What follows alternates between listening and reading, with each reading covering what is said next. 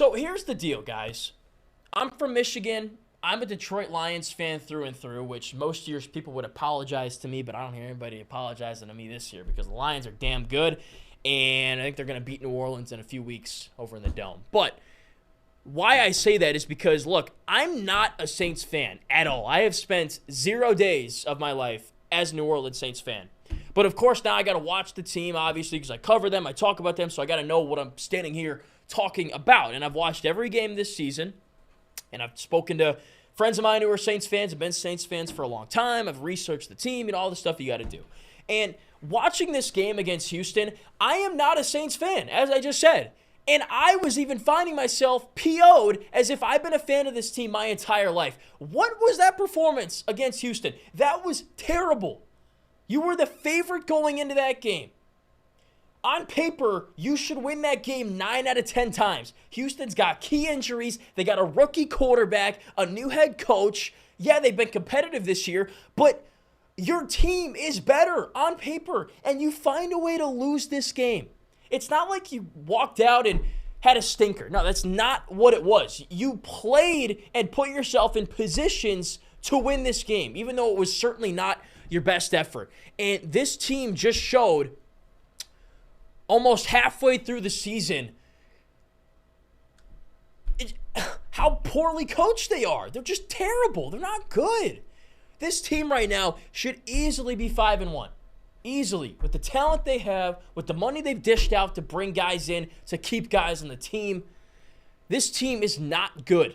I thought this team would win the NFC South easily. Right now, it's looking like that's going to be Tampa Bay. I even envisioned a world in which this team could win a Super Bowl this year. How stupid am I?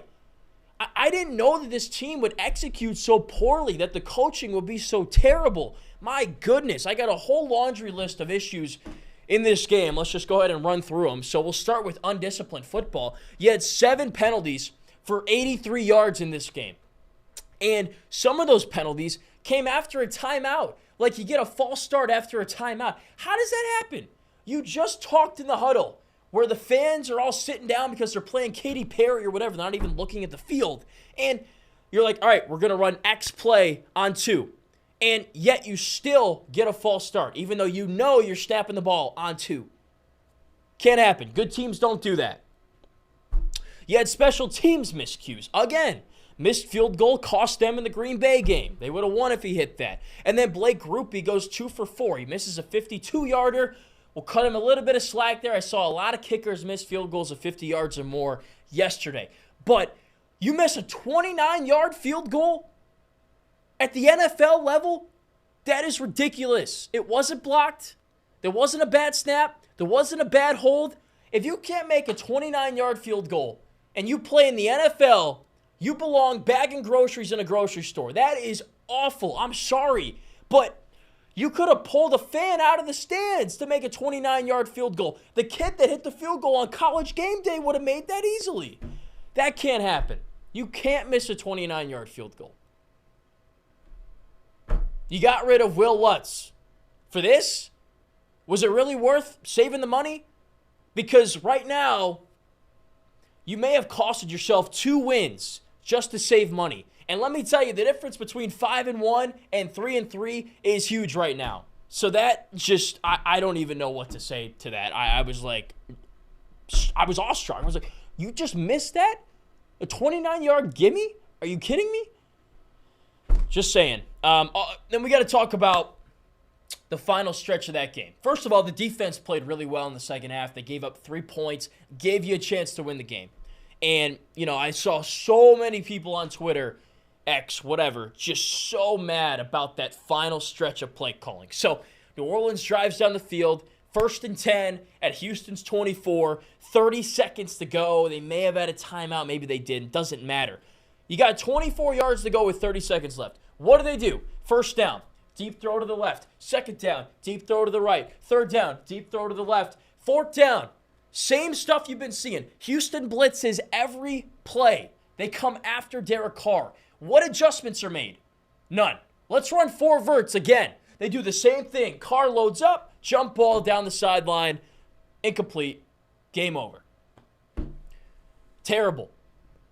How about you run a slant? How about you bring Olave on a drag? Houston blitzed. They ran basically cover 0 in every one of those plays. And what was different? Nothing. And they essentially ran the same play 4 straight times and didn't execute on any of them. And you lose the game.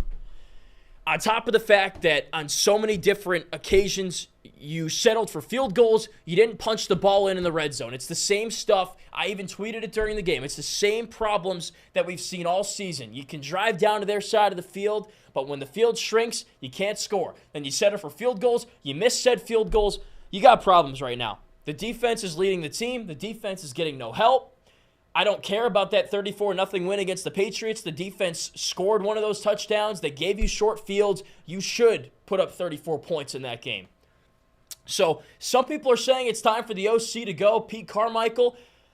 I might agree, because in the last 12 games that New Orleans has played, dating back to last year, only once have they scored more than 21 points. And in today's day and age of NFL, of any level of football, if you can't score 21 points, you're going to lose a lot of games. And it just so happens that New Orleans has in the last 12 games. So it might be time for him to go. Point is, there is way too much talent. You have spent way too many resources for this team to be playing the way it is right now and to be 3-3. They are trending towards a losing season, and if it doesn't change soon, New Orleans is in a lot of trouble.